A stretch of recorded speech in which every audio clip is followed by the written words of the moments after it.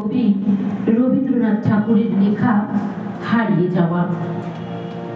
ছোট্ট আমার মেয়ে সঙ্গিনীদের ডাক শুনতে পেয়ে সিঁড়ি দিয়ে নিচের তলায় যাচ্ছিল সে নেমে, অন্ধকারে ভয়ে ভয়ে থেমে থেমে।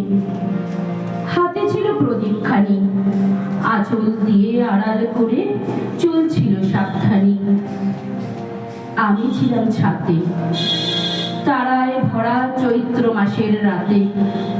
হঠাৎ মেয়ের কান্না শুনে উঠে দেখতে গেলাম ছুটে। সিঁড়ির মধ্যে যেতে যেতে প্রদীপটা তার নিভে গেছে বাতাসেতে। সুধাই তারে, কি হয়েছে বানি?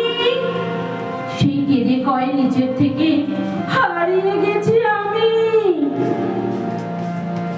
তারায় ভরা চৈত্র মাসের রাতে ফিরে গিয়ে ছাদে মনে হলো আকাশ পানে চেয়ে আমার বামির মতোই যেন অমনিকে এক মেয়ে নীলাম্বরের আঁচল খানি ঘিরে দীপশিখাটি বাঁচিয়ে একা চলছে ধীরে ধীরে।